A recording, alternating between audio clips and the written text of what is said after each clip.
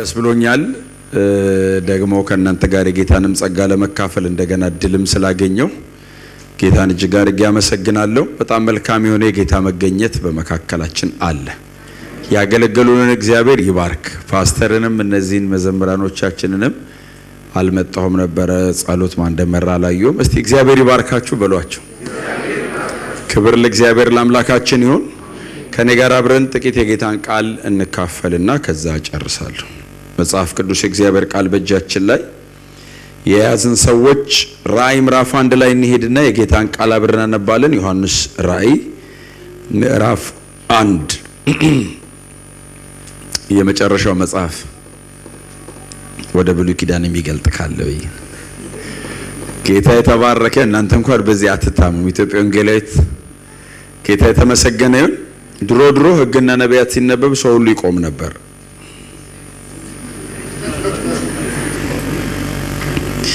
ራእይ ምዕራፍ 1 ላይ ከቁጥር 9 ጀምሮ እስከ 18 ድረስ ያለውን የጌታ ቃል ክፍል በጌታ በኢየሱስ ክርስቶስ ስም አነባለሁ። የጌታ ቃል እንደዚህ ይላል። እኔ ወንድማችሁ የሆነው ከእናንተም ጋር አብሬ መከራውንና መንግስቱን የኢየሱስ ክርስቶስንም ትዕግስት የመካፈል ዮሐንስ ስለ እግዚአብሔር ቃልና ስለ ኢየሱስ ምስክር ፍጥሞ በምትባል ደሴት ነበሩ። በጌታ ቀን በመንፈስ ነበሩ። በኋላም የመለከትን ድምጽ የሚመስል ታላቅ ድምጽ ሰማሁ። እንዲሁም የምታዩን በመጽሐፍ ጽፈ ወደ ኤፌሶንና ወደ ሰምርኔስ ወደ ጴርጋሞንም ወደ ቲያጥሮንም ወደ ሰርዴስም ወደ ፊላዴልፊያም ወደ ሎዶቅያም በእስያ ወዳሉት ወደ 7ቱ አብያተ ክርስቲያናት ላክ አለኝ። የሚናገረኝንም ድምጽ ለማየት ዘወር አለው። ዘወርም ብዬ 7 የወርቅ መቅረዞች አየው። በመቅረዞቹም መካከል የሰው ልጅ የሚመስለውን አየው። እርሱም እስከ እግሩ ድረስ ልብስ የለበሰው ደረቱንም በወርቅ መታጠቂያ የታጠቀ ነበር። ራሱና የራሱ ጠጉርም እንደ ነጭ የበግ ጠጉር እንደ በረዶም ነጭ ነበሩ። ዓይኖቹም እንደ እሳት ነበልባል ነበሩ። እግሮቹም በእቶን የነጠረ የጋለና ሲመስሉ ነበር። ድምጹም እንደ ብዙ ውሃዎች ድምጽ ነበረ። በቀኝ እጁም 7 ከዋክብት ነበሩት። ከአፉም በሁለት ወገን የተሳለ ስለታም ሰይፍ ወጣ። ፊቱም በኃይል እንደሚበራ እንደ ፀሐይ ነበረ። ባየሁትም ጊዜ እንደ ሞተ ሰው ሆኜ ከእግሩ በታች ወደቅሁ። ቀኝ እጁንም ጫነብኝ፣ እንዲህም አለኝ፣ አትፍራ፣ ፊተኛውና መጨረሻው ሕያውም እኔ ነኝ። ሞቼም ነበርሁ፣ እነሆም ከዘላለም እስከ ዘላለም ድረስ ሕያው ነኝ። የሞትና የሲኦልም መክፈቻ አለኝ። እግዚአብሔር ይመስገን። የእግዚአብሔር ቃልን የመሰለ ነገር የለም አይደል? የእግዚአብሔር ቃል በጣም ውድ ነገር ነው። በጣም እና ሲጸለይ አጋንንት ይወጣል፣ ስንማርኛ እንወጣለን። ጌታ ይባረክ። ትምህርት እኛን ነው የሚቀይረን፣ ትምህርት እኛን ነው የሚያወጣን፣ ትምህርት እኛን ነው የሚለውጠን። እና የእግዚአብሔር ቃልን የመሰለ ሀብት ለአማኝ የለም አይደል? የእግዚአብሔር ቃል በምንም አይነት ገንዘብ ልንቀይረው ማንችለው። ሰማይና ምድር ቢሸጥ እዚህ ውስጥ ያለውን አንድ ጥቅስ ሊተካው አይችልም። የእግዚአብሔር እስትንፋሰ መለኮት ያለበት ሁል ጊዜ መልእክት ያለው እዚህ ውስጥ ነው። አንድ ሰው ምን ይላል? the oldest book ነው ግን the latest news ነው ይላል። እድሜ ጠገብ ነው። 2000 ዓመት ሆኖታል ተጽፎ ካለቀ። 21st centuryም ግን በጣም ድህረ ዘመናዊ ለሆነው ሰውዬ ሌላ መጽሐፍ የለንም። ከዚሁ ነው የምንነግረው። እናንተም 66ቱን በጣም ብዙ ጊዜ ደጋግማችሁ ካነበባችሁ 67ኛ አንጽፍም ድገሞ ነው የምንላችሁ። ጌታ የተባረከ ይሁን። እና ይሄ ቤትም ደግሞ ኦሮስፋጎስ አይደለም፣ ቸርች ነው። አዲስ ነገር አንሰማም። የምናውቀው እየተደገመልን ነው የምንለወጠው። ጌታ የተባረከ ይሁን። እና እኔ አሁን ዮሐንስ ከጻፈው ውጪ ምንም ልል አልችልም። በቃ እሱኑ ነው ደግሜ የምለው። ዮሐንስ የዛሬ 2000 ዓመት ነው ያየው፣ የዛሬ 2000 ዓመት ነው የጻፈው፣ የዛሬ 2000 ዓመት ነው ያለቀው። ግን ስቲል እስትንፋሰ መለኮት ስላለበት ዛሬም ህይወት ሰጪ ነው። እግዚአብሔር ይመስገን። ራእይ ምዕራፍ 1 ላይ ያለ የጌታ ቃል ክፍል ነው ያነበብነው። የመጽሐፉ መግቢያ ነው አይደል? ይሄ የመጽሐፉ መግቢያ ነው። ወደ 22 ምዕራፍ አካባቢ ያለው መጽሐፍ ነው። ትልቅ ነው፣ የዋዛ አይደለም። ሳይዙ በጣም ትልቅ ነው። ቀጥሎ ደግሞ ራእይ ነው። ራሱ ራእይ ነው። እንግዲህ ያው ዮሐንስ ራእይ ስል ገና ሄዳችሁት ወደ መጨረሻው መጽሐፍ ነው። ራእይ ነው ዮሐንስ የደረሰው ወይንም ገባኝ ያለው ብቻ ሳይሆን ያየውም ጭምር ነው። አንዳንዱ የምንረዳው የሚገባን ነው። አንዳንዱ ደግሞ ለመረዳት ኢምፖሲብል ብቻ አይደለም ኢምፕሩደንት ነው። አሁን ለመረዳት አዳጋች ብቻ ሳይሆን የማይቻልም ነገር አለው። ለመረዳት የማናቀው የማንደርስበት ነገር አለ። አንዳንዱ ነገር ዮሐንስ ራሱ በጣም በግልጽ አላብራራውም። ስለዚህ ሰማይ ሄደን ኤክስፔሪየንስ የምናደርገው እዛ ስንሄድ የምንደርስበት አለ። ለዘላለም ሕይወት የሚሆነው ግን ተጽፎልናል። ክብር ለእግዚአብሔር ይሁን እና የደብዳቤው መግቢያ ነው። ይህንን ራእይ አይቶ የጻፈልን ሰው ሐዋርያው ዮሐንስ ነው አይደል? ቅድም ሳነበው ካስተዋላችሁ ቁጥር 9 ላይ እኔ ዮሐንስ ብሎ ስሙን ሜንሽን ያደርጋል። እንግዲህ ይሄን ሰውዬ መጽሐፍ ቅዱስ አዲስ ኪዳን ላይ አንድ ወንጌል 3 ደብዳቤና ይሄንን መጽሐፍ ነው አይደል እንዲያዋጣ እግዚአብሔር ዕድል የሰጠው። ስለዚህ አዲስ ኪዳን ላይ 5 መጽሐፍ አዋጥቷል። ብዙ ከጻፉ ሰዎች መካከል አንዱ ነው። ከሉቃስና ከጳውሎስ ቀጥሎ ሶስተኛው ነው ማለት ነው። ብዙ በመጽሐፍ ይመስለኛል። ምናልባት ጳውሎስ ነው አይደል በጣም ብዙ የጻፈው። ግን ጳውሎስ ምናልባት ደግሞ ዕብራውያንን ካልጻፈ የዕብራውያን ደብዳቤ የጳውሎስ መልእክት ካልሆነ ሉቃስ ይበልጠዋል ብዙ በመጽሐፍ። 2 መጽሐፍ ነው ሉቃስ የጻፈው። ጳውሎስ 13 ደብዳቤ ቢጽፍም የአዲስ ኪዳን 27% በሉቃስ እጅ ነው የተጻፈው። ስለዚህ ጳውሎስ ዕብራውያንን ከጻፈ ጳውሎስ ብዙ ጽፏል። ዕብራውያን ግን የጳውሎስ ካልሆነ እስካሁን ድረስ ያው እናንተ አይ ቲንክ ብዙ ስለምታጠኑ ማን እንደጻፈው የደረሳችሁበት ይመስለኛል። እኛ እዛ አዲስ አበባ እየተማርን ነው ዕብራውያንን አይ ቲንክ 1 ዓመት ሆኖናል። ምዕራፍ 8 ላይ ነን። ሮብ እሱን ነው የምናጠናው እና እስካሁን ድረስ እንግዲህ ማን እንደጻፈው ገና እየፈለኩት ነው። ሰውየውን የሆነ ምዕራፍ ላይ እንደሚጨብጠኝ ተስፋ አደርጋለሁ። እና ጳውሎስ ከጻፈው በእርግጥ ብዙ ጽፏል ጳውሎስ። ካልሆነ ግን ሉቃስ አንድ ወንጌልና የሐዋርያት ሥራን ጽፎልን ብዙ ጽፏል። ትልቁን የጻፈው እሱ ነው የሚሆነው። ሌላው ደግሞ እንደገና ይሄ ሐዋርያ አንድ ወንጌል ጽፏል፣ ይሄን ራእይን ጽፏል። ደግሞ መሃል ላይ አንደኛ፣ ሁለተኛ፣ ሶስተኛ ዮሐንስ የሚሉ ደብዳቤዎችን እናገኛለን። በእርግጥ በአንዳንድ መጽሐፎቹ ላይ ስሙ የለም አይደል? ለምሳሌ ወንጌሉ ላይ ስሙ የለም፣ ዮሐንስ የሚል የለውም። አሁን ወንጌሉ ዮሐንስ ነው የጻፈው የምንለው ከራእይና ከሌሎቹ 2 ደብዳቤዎቹ ጋር አመሳክረን ነው። አንደኛ መልእክት የምንለው አንደኛ ዮሐንስም ስሙ የለም ሰውየው በጣም ስለበሰለ መሰለኝ ራሱን አይጽፍም። ሰው ሲበስል ይጠፋል። እና በትህትና ጎናቸው ያለው ሰው እየበሰልን እንጥፋ በሉት። እና እንደዛ ነው መሰለኝ። እና በልጅነቱ ነው የጠራው። ከዛ አርጅቶ ነው የሞተው አይደል? በ18 ዓመቱ አካባቢ ነው የጠራው ይላሉ እዛ ጥብርያዶስ ባህር ላይ ከአባቱ ከዘብዴዎስና ከታላቅ ወንድሙ ከያዕቆብ ጋር ሆኖ እያጠመዱ እያለ ልጁ 18 ዓመቱ አካባቢ ነበር ይላሉ። ኢየሱስ እንግዲህ ከአንድ ቤት 2 ልጅ ነው የወሰደው። አቶ ዘብዴዎስ በጣም በእውነት ቁም ነገረኛ ናቸው። በዛ ዘመን 2 ልጅ ለኢየሱስ መስጠት ዘንድሮ ምንም ይሰጣል እኮ ኦልሬዲ ከሞት ተነስቶ በሰማይ ከብሮ አለ። የተደራጀ ስነ መለኮት እጃችን ላይ አለ። ሂስቶሪካሊ ኢየሱስን መሬት ላይ በአካል የሚያውቀው ሰው ግን ለኢየሱስ ልጅ አይሰጠው። መሬት ላይ አሁን እኮ የወፍ ጎጆ አለው እንትን ማደሪያ ያለው የሰው ልጅ ማደሪያ የለውም እያለ ነው የሚሰብክ ነው። ወደ ጎዳና ነው የሚጠራ እና በቃ አብረው ያረካቸውን አርጋቸው ብለው 2 ልጅ ከአንድ ቤት ደግሞ ዮሐንስን የመሰለ የፍቅር ሰው ማለት እና ብድግ አድርገው ሰውየው ሰጡት። በ18 ዓመቱ ነው ያገኘው።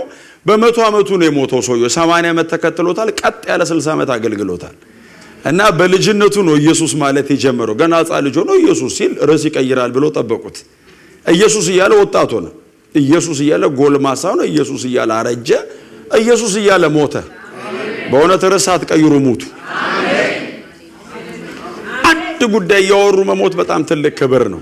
እና ይሄ ሰውዬ ፔኔትሬት ያደረገን እንደዚህ ፎከስድ ስለሆነ ነው። አንድ ጉዳይ ነው። ወንጌሉ፣ መልእክቶቹ፣ ራእይ መጽሐፍ ላይ ፎከሱ ሴንተሩ ክርስቶስ ነው።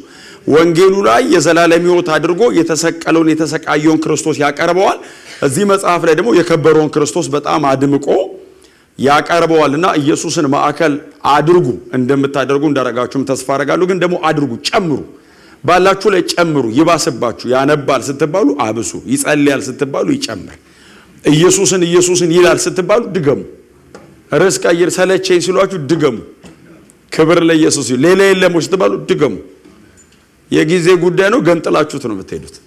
ክብር ለእግዚአብሔር ይሁን እና ይሄንንም ራእይንም ከመጻፉ በፊት አይደል እዛ ፍጥሞ የምትባል ኤጂያን ባህር ላይ ትመስለኛለች። ፍጥሞ የምትባል ደሴት ላይ ቁጭ ብሎ ታስሮ ነው ሰውየው። 85 ዘሏል እድሜው ሲያይ 85 ዘሏል። ሲጽፈው እንግዲህ 93 ኤዲ አካባቢ ነው የጻፈው ተብሎ የሚታመነው እና እድሜው በጣም አርጅቷል። አስቡት እንግዲህ ከ85 ዓመት ከፍ ያለ እድሜ ባለጠጋ ሰውዬ ለዛውም የኛ ዘመን አይነት አይደለም አይደል?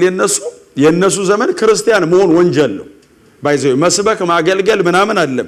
ክርስቲያን ሆኖ መገኘት የቄሳርን አምላክነት ክዶ ሰው ሌላ ማንኛውንም ክርስቲያን መሆን ብቻ ሳይሆን ማንኛውንም አምላክ ማምለክ ወንጀል ነው። ቄሳራቸው ወይንም ቄሳር የሚሉ ንጉሠ ነገሥቱ ሮማ ለሚባለው አምላክ ኢንካርኔት ጋድ ነው ወይንም ስጋ ለብሶ የመጣ መለኮት ነው ብሎ ስለሚያምኑ ኢየሱስ የእግዚአብሔር ስጋ ለብሶ መገለጥ ነው ትምህርታችን። እኛ ኢየሱስ አይደለም እኔ ነኝ ጌታ ሲል አንተ አይደለም ኢየሱስ ነው ጌታ ነው።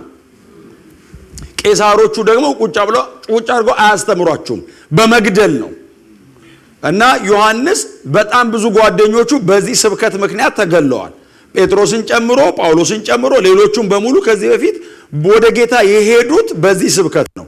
እሱም አልቀየረም ርዕስ። እና ዶሜቲያን ይባል ነበር እሱ የነበረበት ዘመን ቄሳር ዶሜቲያን ነው ያዘውና መግደል እንዲህ ዝም ብሎ መግደል አልፈለገም። ፍጥሞ ወደ ሴት ላይ ወስዶ አሰቃይቶ ነው መግደል የፈለገው። ሰው ሲሰቃይ በጣም ሲሰቃይ አቋም ይቀይራል። በጣም ሲሰቃይ ከአንዳንድ ሲቃይ ሞት ይቀላል። አሁን ለምሳሌ ጌታ ኢየሱስ ክርስቶስ እኮ በመስቀል ላይ ከሞተው ሞት የማይተናነሰው ለመሞት የሄደው መንገድ ነው። መንገዱ ያስቀይርሃል። በጣም ብዙ ነገር ያስቀይርሃል። መሞት ይቀላል ከመንገዱ አንዳንዴ። እና ዮሐንስን ፍጥሞ ወሰደው። በጣም በረዷማ ነው። እዛ በረዷማ ቦታ ላይ የእድሜ ባለጠጋ ሽማግሌ አስቡት እንግዲህ ረጅሙን ዘመን በእግሩ እየሄደ ነው የሰበከው። በጣም ይጾማሉ፣ ይጸልያሉ፣ ረጅም ሰዓት ቆሞ ያስተምራሉ። ረጅም ዓመታት በዚህ አይነት ሁኔታ የቆየ የ85 ዓመት ሽማግሌ ዝም ብላችሁ ፊዚካሊ ምን እንደሚመስል ሳሉት። ጸጉሩ ያለቀ፣ አጥንቱ ላይ ቆዳው የተጣበቀ፣ በጣም የተጎዳ፣ ረጅም ዓመት እንደ ሌሎቹ ጓደኞቹ እስር ቤት ያሳለፈ ሰው ነው። ወስዶ በመጦሪያ እድሜው በረዶ ላይ ጣለው። ኔክድ ነው። ልብሳቸውን በሙሉ ይገፏቸዋል። ከበረዶ ላይ ያነሱትና የፈላ ዘይት ውስጥ ደግሞ እግሩን ይከቱታል። አስቡት፣ ከበረዶ ወጥቶ የፈላ ዘይት ውስጥ እግሩ። እኔ እንግዲህ አንድም ቦታ ላይ ይሄ ሰውዬ አንድም ቦታ ይሄንን መከራ አልጻፈው። የጻፈለት 200 ዓመተ ምህረት ገደማ ዲፑሺሲያ የሚል አንድ መጽሐፍ ጽፏል። እሱ ደቀ መዝሙር ፖሊካርፕ የሚሉት እሱ ነው ኢቭን ሜንሽን ያደረገው። ሐዋርያው ዮሐንስ እግሩ በፈላ ዘይት ውስጥ ይቀቀል። የተቀቀለው ሰውዬ ኢቭን አልጻፈ። ሰዎቹ እኮ ምናቸው ጋር እንደነካቸው። እኛ እኮ በጥፊ ሲስቱን ራሱ ለክርስቶስ ተሰቃየ የሚል መጽሐፍ ነው የምንጽፈው። በዚህ ሁሉ መከራ ውስጥ እያለፉ ኢቭን ስቲል የሚጽፈው ስለ ክርስቶስ ብቻ ነው። የሚያየው ክርስቶስን ብቻ ነው። የሚናፍቀው ክርስቶስን ነው። ለሚቀጥለው ትውልድ መከራውን አያሻገርም፣ ወንጌል ነው የሚያሻገረው። በምን አይነት የህይወት ስታንዳርድ ውስጥ እንደኖሩ ዝም ብላችሁ ሳሏቸው። መከራውን ቢጽፍ ችግር አይደለም፣ መከራውን ቢጽፍ ኃጢአት አይደለም። አድቫንስ ሆኖ ነው ሰውየው፣ በልጦን ነው። ቢጽፍ ችግር የለውም። በዘይት ተቀቀልኩ ቢል እንደውም የበለጠ እናደንቀዋለን። እንዳናደንቀው ነው። አክሊሉን በሙላት ለመቀበል ነው ከኛ የወሰደው። ክብር ለኢየሱስ ይሁን። እና በፈላ ዘይት ይቀቅሉታል። ቀጥሎ አውጥቶ በረዶ ላይ ይጥሉታል። በዚህ አይነት ሲቃይ ውስጥ ሆኖ ነው ቁጭ ባለበት ነው እንግዲህ ድንገት ኢየሱስ የመጣው። እና ሲመጣ እየመጣው ነው አላለውም፣ መጥቻለሁ አላለውም። ደሞ ከኋላው ነው የመጣው። ዞርኩ ይላል፣ ለማየት ዞርኩ ይላል። ስለዚህ ከኋላው ነው የመጣው ማለት ነው። ዝም ብላችሁ ሳሉት። ሮማውያን ወታደሮች አንጠልጥለው ወስደው በረዶ ላይ ይጥሉታል። ከዛ በኋላ አውጥተው የፈላ ዘይት ውስጥ ይነክሩታል። የፈላ ዘይት ውስጥ መግባት ምን ያህል ያማል ብያውን ማንንም አልጠየቀም። ገብቶ የሚያውቅ የለም እዚህ አይደል? እጅ ላይ ጠብ ቢል ብዙ ነው የሚያናገረው እኮ የፈላ ዘይት። እንኳን እግርህ በጣም ከባድ ነው። በቃል ሊብራራ አይችልም አይደል? እየሄዱ ያሉት መከራ በዛ ሲቃይ ውስጥ ሆኖ ቀጥሎ ይገረፋል። በጣም ጨካኝ ናቸው የሮም ወታደሮች። ምንም ዮሐንስ ማብራራት አይጠበቅበትም። የሱን መሲህ እንዴት እንዳሰቃዩት ጽፈውልናል። ራሱ ዮሐንስ ወንጌሉ ላይ 40% የጻፈው የኢየሱስን ሲቃይና ሞት ነው። 40% የወንጌሉ። ስለዚህ ምን ያክል ክፉና ጨካኝ እንደሆኑ ነግሮናል። የኢየሱስን ስጋ ከሰውነቱ ላይ እየቦጨቁ እያራገፉ ድጋሚ ሰውነቱ ላይ ያደረጉ እየገነጠሉ ሲያራገፉ ዮሐንስን የጻፈልን። በጣም ጨካኝ ናቸው። ስለዚህ ያሰቃዩታል። በዛ መሃል ሆኖ ሰውየው በጌታ ቀን በመንፈስ ነበርኩ ይላል። እዛ ፍጥሞ እስር ቤት እዛ ሲቃይ ውስጥ በመንፈስ ነው። ሰው እኮ ቸርች መጥቶ እኮ ይከብደዋል። እዚህ መሰለ ዱባይ እንደዚህ በጣም ምርጥ ከተማ ውስጥ እኮ እንደዚህ አይነት ቸርች እንዲህ አይነት አምልኮ አምልከት ጌታ ይባርካችሁ። እንደገና ከዚህ ውስጥ እኮ እንደገና ሰው እኮ በመንፈስ መሆን ያቅቷል። እነሱስ በዚህ ሁሉ ሲቃይ መሃል ስቲል በመንፈስ ነው እና ቁጭ ብሎ በመንፈስ ነው ማለት ባይዘው ያለ ማቋረጥ በልሳን መጸለይ አይደለም። የዛሬ 60 ዓመት ገደማ ኢየሱስ በመስቀል ላይ የከፈለውን ዋጋ ያስበዋል። ምክንያቱም ከኃጢአተኞች በደረሰበት መቃወም የጸናውን ኢየሱስን አስቡት ይላል። ለምን? በነፍሳችሁ ዝላችሁ እንዳትደክሙ። አይ መከራ በጣም ሲበዛብ እግዚአብሔር መከራው ከበደኝ ይቅለለኝ ብለ አይደለም መጸለይ ያለብህ፣ ኢየሱስን ነው ማሰብ ያለብህ። ምክንያቱም ዕብራውያን 12:3 እንደሱ አይደለም የሚለው በነፍሳችሁ ዝላችሁ እንዳትደክሙ ከኃጢአተኞች እንዲህ ባለ መቃወም የጸናውን ኢየሱስን። ስለዚህ ሰውየው ኢየሱስን ነው የሚያስበው። እንግዲህ አሁን 93 ኤዲ አካባቢ ከሆነ 33 ኤዲ ነው ኢየሱስ መስቀል ላይ የሞተው 60 ዓመት ማለት ነው።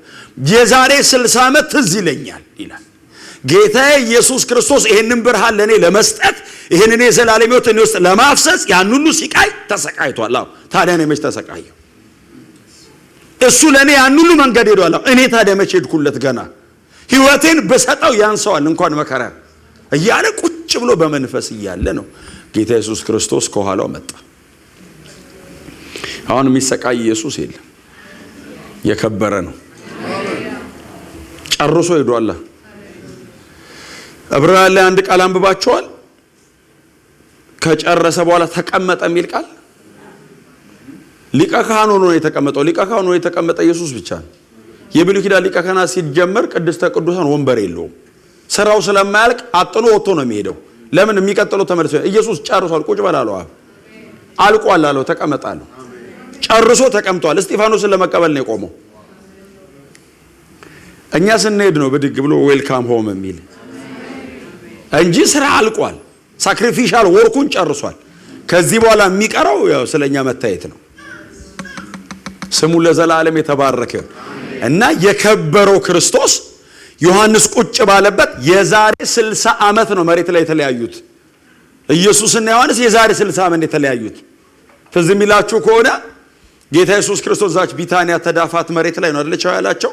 የመጨረሻ ንግግሩ እኮ እዛ ጋር ነው እና ኑስቲ ያላቸውና እያወራ ያለ ዮሐንስ ለመጨረሻ ጊዜ ያዩ የዛን ቀን ነው። የከበረው ከሞት ተነስቷል። 40 ቀን ያህል ቆይቷል። 40ውንም ቀን አልመጣም። 13 ነው የመጣው። በ40 ቀን ውስጥ 13 ነው የታያቸው። ከዛ በኋላ ዮሐንስ እንደዚህ ኢየሱስን ይወዷል በጣም። አጠገቡ አይጠፋም አይደል? ምናልባት ዛሬ ብዙ ጊዜ ስለሌለ ነው ማለት ናገሩ። አጠገቡ እኮ አይጠፋም እኮ ዮሐንስ። ኢየሱስ እኮ ሰው ካቀፈ መንገድ ላይ ዮሐንስን ነው። ቀሚሱን ከኋላ እየጎተተ የሚከተለው ካለ ዮሐንስ ነው። አንደኛ እድሜ ልጅ ነው ከሁሉም ቀጥሎ የፍቅር ሰው ነው። ኢየሱስም ጠጋ አድርጎ ሚስጥር የሚነግረው ለሱ ነው። ባይዘው የይሁዳን ሌብነት የነገረውን እኮ ዮሐንስ ነው። ሌሎቹ እኮ ሲሰርቅ ኢየሱስን የሸጠ ቀን እኮ ነው ሌባ ነበር ያሉት። ዮሐንስስ መሀል ላይ ነው የገባው። እንዴ ሴትዮዋ ሽቶ ሰብራ ኢየሱስ እግር ላይ ደፋች ቀን እኮ ነው እኮ ማቴዎስ መቻወቅ የዛን ቀን ከይሁዳ በኩል ሳይዳርጎ ባይዘው ዶች ብናግዝ ማለት ሊልኩ ይችላል። ዮሐንስን ነውና አንተ አለው አንተ ስትጽፋው ለዶች አዝኖ ሰው ሌባ ነበር ብለህ ጻፍልኝ አለው። ሌባ ነበር ብሎ ገና ምዕራፍ 12 ላይ ነው የጻፈው ሌባ ነው ብሎ። ማን አሳልፎ የሚሰጠው ማን እንደሆነ የነገረው ለዮሐንስ አይደል እንዴ? 12 ሰው 12 ሰው አቆመና ኢየሱስ እንደዚህ ከእናንተ መካከል አንዱ አሳልፎ ይሰጠኛል አለ። እግዚአብሔር ያሳየው። አሁን እንደዚህ ጉባኤ ቢሆን እኮ ችግር የለውም። ከዚሁ ሰው መሃል በቃ አንዱ ነው ብለን ጸልየን እንውጣለን። 12 አቆሞ ከእናንተ መሃል ነው አለ። ቀጥሎ ደግሞ ለዛ ሰው ባይፈጠር ይቀለዋል አለ። እንዴ ምን ጉድ ነው? የድሮ ሰው እንደ ጠንካራ ነው፣ ቆሞ ነው የሰሙት። እንደኛ ብንሆን እየተንከባለን ነው ምንጮ። እንዴ ነው የምትሆኑት እናንተ? ባይፈጠር ይቀለዋል አለ እኮ የዛን ቀን። ከዛ ጴጥሮስ ቢጠይቀው እንደማይነግረው ስለሚያውቅ ዮሐንስን ጠጋለውና ማን እንደሚሰጠው ሲጠይቀው አለ። ምክንያቱም ዮሐንስ ይጠጋዋል። ከዛ ዮሐንስ ጠጋለውና ጌታ ሆይ ማን ነው አሳልፎ የሚሰጣለው? እጁን ወጪቱ እስከኔ ጋር አብሮ የሚያስገባው ነው አለው። ስለዚህ ዮሐንስ የዛን ቀን አይበላም ማለት ነው። እጁን አብሮ የሚያስገባው ነው ሲል የዛ በቃ ቆሞ ያል ጴጥሮስ አስገብቶ ሰጠ። ለብቻው ነው አንተ አይደለም እንዴ ደርቦ በቃ ተበላ ለሱ ነው። እንደዚህ የሰውን ዘላለም ኢቭን የሚነግረው ሰው ነው። በትምህርተ መለኮት በክርስቶሎጂ ደረጃ የዮሐንስ ክርስቶሎጂ በጣም ትምህርተ ክርስቶሱ በጣም ዲፍረንት ነው። ባይዘው ጳውሎስ በጣም አስደናቂ ነው። እኔ አሁን ቆላስያስን እኛ ጋር 9 ወር ተምረናል። አሁን ደግሞ ዕብራውያንን እየተማርን ነው። በጣም ዳይናሚክ ነው ጳውሎስ። ባይዘው በጣም አስገራሚ ነው። የዮሐንስ ግን ዲፍረንት ነው። ሁሉም ትምህርተ ክርስቶስ ለመጻፍ ይሁዳ ቤተልሔም ተነስተው ነው ወደ ሰማይ የሚሄዱት። ዮሐንስ ከሰማይ ወደ ምድር ነው የጻፈው። የተንጠለጠለ ነው ትምህርተ ክርስቶሱ። እኛ ቤት ስንሰራ መሰረት ወደ ታች ቤት ወደ ላይ ነው። ዮሐንስ ወደ ላይ መሰረት ወደ ታች ህንጻ ነው የሰራው። ክርስቶሎጂው በጣም ማይቲ ነው። የዘላለም አምላክ ነው ታሪክ መሃል ያመጣው። ኢተርኒቲን ሂስትሪ ውስጥ ነው የከተተው። አሳ ጥማጅ የጻፈው አይመስልም መጽሐፍ። በጣም አስደናቂ ነው ብርሃኑ። ሌሎቹ ወንጌላት ኢየሱስ የሰራውን የጻፉት፣ ዮሐንስ ኢየሱስን የጻፈው። የዮሐንስ ወንጌል ኢየሱስ ላይ የተሰራ ማብራሪያ ነው። ኢየሱስ ማለት ነው የዮሐንስ ወንጌል። ሌሎቹ ገባ፣ ወጣ፣ በላ፣ ፈወሰ፣ ተአምር አረገ ነው። ዮሐንስ ግን ኤቭሪ የሚጠቀማቸው ተአምራት ኢየሱስን ዲፋይን ለማድረግ ነው። በእግሩ የሚቆም ተአምር የለውም ዮሐንስ። አይኑ በራ ብሎ ቻው አይልም። ኢየሱስ የዓለም ብርሃን ነው ይላል። ቀጥሎ እንጀራ አጥግቦ ቻው አላቸው ብሎ ያበላሃል የሚል ትምህርት የለውም። እኔ ነኝ የህይወት እንጀራ ነው ትምህርቱ። አልዓዛር ከመቃብር ወጣ ብለ የ4 ቀን ድረስ ይወጣል ብለ ቻው መባባል አትችልም። ትንሣኤና ሕይወት ኢየሱስ ነው። አልዓዛር ተመልሶ ሞቷል፣ ኢየሱስ ትንሣኤ ነው የሚለው ትምህርት ዛሬም ሕይወት ይሰጣል ነው። ፎከስድ ነው ሰውየው። በጣም አደገኛ ነው። ሁሉም ጽፎ ከጨረሱ በኋላ ነው የጻፈው። ያልጻፉትን ነው የጻፈው። ክብር ለኢየሱስ ይሁን። እና በጣም አስደናቂ ሰው ነው። እና ለመጨረሻ ጊዜ ያዩ የዛን ቀን ነው። ኢየሱስ እያወራ ነው አይደል? ሄደ የሚለው እያወራ እኮ ነው። እንግዲህ እያለ ነው። ባይዘው እግሩ ከመሬት ተነሳ። እንግዲህ ወደ ዓለም ሁሉ ሂዱ እያለ ብድግ አለ ከመሬት። አሰባችሁታል? አሁን የዛን ቀን ብትኖሩ፣ እኔ አንዳንድ የመጽሐፍ ቅዱስ ክፍል ብኖር ኖሮ እላለሁ። በቃ እመኛለሁ ብኖር ነው። አሁን ፊቱ የተለወጠበት ቀን ብኖር፣ የተሰቀለ ቀን ብኖር፣ የሄደ ቀን። እነዚህ ናቸው የክርስትና ፊርም ስታንድ። እና እያየ ዮሐንስም አብሮ ቆመ። ደመና ተቀበለው አይደለም የሚለው እያወራ ከደመና ላይ ባይዘው ድምፁ ይሰማል። እኔን ማይክ ዝቅ ባደረገው እዛ ጋር ሊያስቸግር ይችላል። ኢየሱስ 30 ምናምን ሺህ ጫማ ላይ እየሄደ እስከ ዓለም ፍጻሜ ከእናንተ ጋር ነኝ ይላል። እየሄደ አለሁ አለ። ሂዝ ጋድ። በሰውነቱ በእግዚአብሔር ፊት በክህነት ይታያል። በመለኮትነቱ በእኛ ውስጥ ያድራል አይደል? ያማለደን በሰውነቱ በሰማይ አለ፣ በመለኮትነቱ ሂዝ ጋድ ለዘላለም እግዚአብሔር ነው። ስለዚህ በሁላችን ውስጥ የክብር ተስፋ ሆኖ አለ። ቆላስይስ 1:27 እኮ ሚስጥሩ ኢየሱስ በእናንተ ማደሩ ነው አለ በእኛ ውስጥ። at the same time ሰማይ ደግሞ ስለኛ ይታያል። ይሄ ነው የወንጌል ሚስጥር። ለአንዳንድ ሰው ስትነግሩት ግራ ይገባዋል። ኦፍ ኮርስ እኛም ገብቶን አይደለም በርቶልን ነው። ብርሃን እስቲ አሜን በሏ። እና እየሄደ እስከ ዓለም ፍጻሜ እኔ ከእናንተ ጋር እሆናለሁ እያለ ሲሄድ ዮሐንስን ጨምሮ አብረው የነበሩት ሰዎች በሙሉ እንደዚህ ብለው ቀሩ። ደመና ውስጥ ገብቶ ሄደ በቃ። ከዛ ነጫጭ የለበሱ 2 ሰዎች ብቅ አሉና እኔ ያሳዝኑኛል ባይዘው እነ ጴጥሮስ እንደዚህ ብለው ቀሩን። እውነታቸውን ነው እንዴ ተስፋ ያደረጉት እንዴ? ሮምን መንግስት ገልብጦ እስራኤልን ነፃ አውጥቶ ቦታ ቦታ ያስይዘናል ብለው ሲጠብቁ ትቷቸው ሄደ። መንፈስ ቅዱስ ገና እኮ አልተሞሉም የሚለው ነገር በሙሉ አይገባቸውም። ሐዋርያት ሥራ ምዕራፍ 2 እኮ ነው መንፈስ ቅዱስ ሲመጣ እኮ ነው የገባቸው። ጌታችን እንዳስተማረው ያሉት እንዳለ እዚህ ላይ ነው የጫነው። ወደ እግራቸው አውርዶ ያራመዳቸው መንፈስ ቅዱስ ነው። መረጃ ነው እዚህ ላይ ቁጭ ያለው። ሕይወት የሰጣቸው እኮ መንፈስ ቅዱስ ነው። እንደዚህ ቆሞ ሳይው ነጫጭ የለበሱ የገሊላ ሰዎች ሆይ አሏቸው ከላይ። እነሱ ከታቸው ነው አቤት። እኔ እንደው መጽሐፍ ቅዱስ እኮ አቤት ምን ትሰራላችሁ እንዴ? ሂዱ አላችሁ እኮ ሂዱ። እንዲህ ሲሄድ እንዳያችሁት እንዲሁ ተመልሶ አሁን ተመልሶ ይመጣል ማለት at the same manner ነው። እንደዚሁ ፊዚካሊ ይመጣል ነው። አሁን በመንፈስ እንዲህ ሴንስ ያረከው አይደለም የሚመጣው፣ በአካል ይመለሳል። እንደዚህ ሲሄድ እንዳያችሁት እንደዚሁ ሲመጣ የሄደ ቀን እድለኞች ናቸው ነበሩ። እኔ ኢየሱስ የሄደ ቀን አልነበርኩም። የሚመጣ ቀን ግን አማኝ በሙሉ ተነስቶ ያየዋል።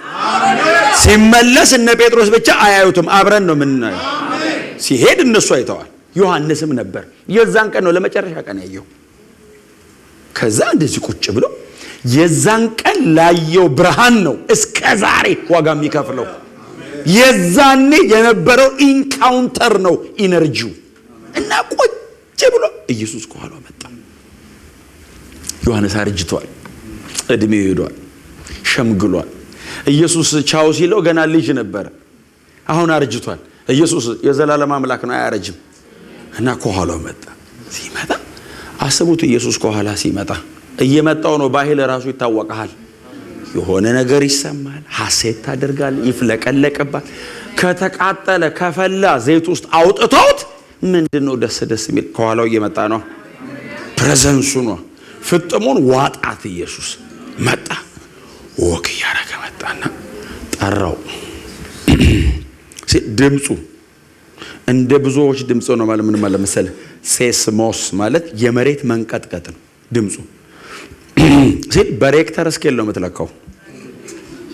ኃይለኛ ድምፅ ነው አይደለም የምትለው፣ መሬት ነው እንዲህ የሚርገበገበው እሱ። ዮሐንስ አለው ከኋላ ሲል የሚናገረኝ ድምፅ ለመስማት አይደለም ያለው፣ ለማየት። ድምፅ ይሰማል እንጂ አይታይም። ድምፁን ለማየት። ለምን?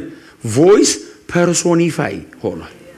ዮሐንስ ሲለው ዮሐንስ የሚለው እንዲነካኛል። ምን አይነት ድምፅ ነው ብሎ ለማየት ዞር አለ። ባየው ቅጽበት ነው የወደቀው። በቅጽበት ነው የወደቀው። ግን በወደቀባት ሞመንት ግን አይቶ ነው የወደቀው።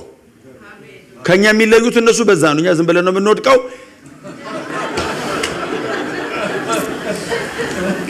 ይቅር በሉኝ እናንተ ናል። እኔ አዲስ አበባ ሰው ጋር ነው እያወራ ያሉት። አሁን ላይቭ ስላለ ይሰሙኛል። እዛ ቸርች እያስተካከልኩ ነው እናንተ ጋር። ጌታ የተባረከ ይሁን። እና ባየው ቅጽበት ወደቀ። የዛሬ 60 ዓመት መሬት ላይ የሚያውቀው ኢየሱስ ራሱ ነው። ምክንያቱም የመጽሐፍ ቅዱሳችን ትምህርት ኢየሱስ ክርስቶስ ትላንትናም ዛሬም ለዘላለም አንቼንጀብል ጋድ።